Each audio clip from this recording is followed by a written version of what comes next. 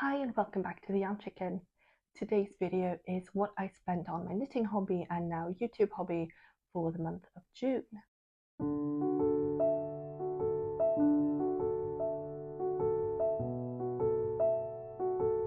So I have a list of the purchases that I made during June and I will be going through them with you now. I want to preface this by saying that I do this as a hobby. This is something that I can afford. This is something that I budgeted for. This is not something that surprises me and something that would mess up my finances. I am very privileged to be able to do so. And if this is within your budget, this is a fair comparison. If this is not within your budget, this is not a fair comparison and is to be seen just as entertainment, information, me giving you numbers. So let's get started. So this is the second month of me doing these YouTube videos, and I have some costs that are related to the YouTube channel that are a part of this hobby as it is being lived at the moment.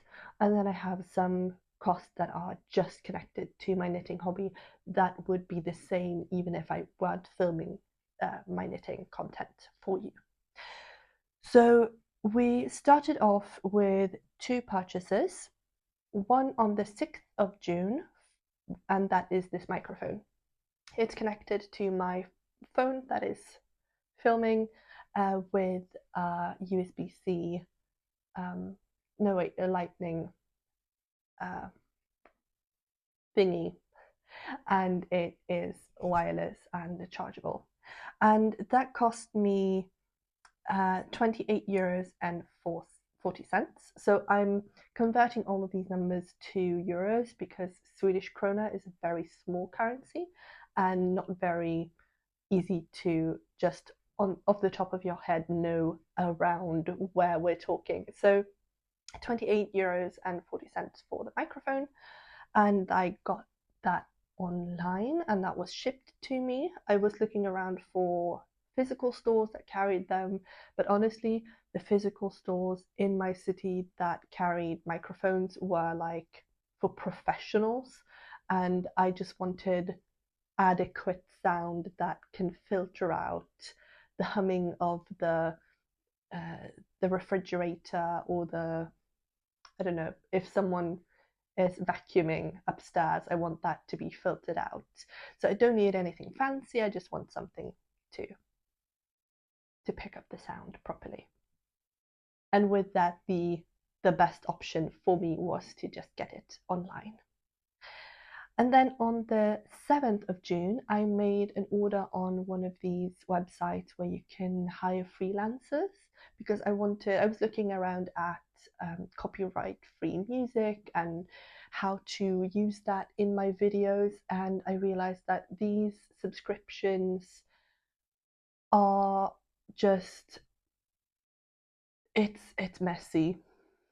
I don't understand it. I don't want to understand it. I want to be able to follow the curiosity when it comes to this whole filming and uploading and editing thing. And if I have to study the law of copyright and how it applies to me and how I can use and what I can use and try to find music that is not copyrighted, it's not fun. I'm not curious about that at the moment. So I contacted a musician on one of those freelance websites, a Ukrainian pianist, and she recorded the music that you heard in the beginning of this video and that you will be hearing in my video in general. It was a lovely experience. She was super professional and I'm very happy with the results. She asked me to give her some references and to give her some keywords about what I was looking for, and I think that she delivered beautifully. So now I have a file that I paid for, and I paid 30 euros and 37 cents for that. That was also a digital transaction, and I'm very happy to have done it digitally because in that way I was able to use my money for something that I needed that a woman in the Ukraine could give me, which I am very happy to have done. And then on the 18th of June, we were in Copenhagen, and I had run out of yarn for my Gemma polo that I'm currently knitting. And I knew that I was going to be away from home for a few days more, and I wanted something in my hands. We had just run half a marathon, and we were quite tired, and I was also battling a cold. So I wasn't at my peak energy wise, so I wanted something to knit. I had done some research the night before on what kind of pattern I was going for and what yarn would be suitable, what needles I had that would work, and I ended up getting the Isaiah Boumelin. I actually have it right here on my kitchen table. How cluttered of me. This in this lovely green color, and this is 80, 85. I'm reading it and I'm saying 85 even though it says 65. 65% cotton and 35% linen. It's 50 grams and it's 210 meters long. And 4 balls of that yarn in the physical store in Denmark cost me 25 euros and 62 cents. And obviously that was a physical transaction and a physical item that I was given in return for my money because I bought it. I didn't acquire it. I didn't pick it up. I bought it with my money. I purchased it. It was a financial transaction. It's a pet peeve of mine when people in YouTube videos say that I picked up or I acquired or whatever fancy way they have of saying I bought a thing, because I did. It's not something that just appeared. Anyway, this is a tangent. Very happy with the yarn so far. I'm happy with what I'm doing with it, and it served its purpose very well, which was entertain me and my hands during a very trying few days when I was recovering from one voluntary and one involuntary physical disaster, trial, tribulation. Then with that yarn, I started knitting the Feels Right tee by Lily Kate France, and the pattern for the t-shirt cost me 9 euros and 14 cents, and it was a digital transaction. I think I purchased it through Ravelry directly, so it's in my library now. And I've downloaded the pattern, but I haven't printed it out yet. Normally I prefer to print a pattern out to make physical notes in the margins, but it worked perfectly fine. It's a fairly simple pattern to follow, and the few numbers that I did have to mark, I could just mark with the drawing tool in the pictures. So 9 euros and 14 cents for the pattern for the Feels Right tee, and there will be a video on the Feels Right tee coming up as soon as I'm done knitting the Feels Right tee, I suppose. And then the last purchase that I made was actually on Monday the 29th, so it was a very late idea, and that was for an order of glass beads, because I have had in my mind that I wanted to make a knitted project with glass beads, and these beads were the right size, and I wanted 2 shades of yellow, and I bought them. So they are 5 shades of different colors, and with a pack of 60 pearls per pack, I think. And anyways, those cost me a total of 8 euros and 62 cents, including shipping and everything. The beads themselves were very inexpensive.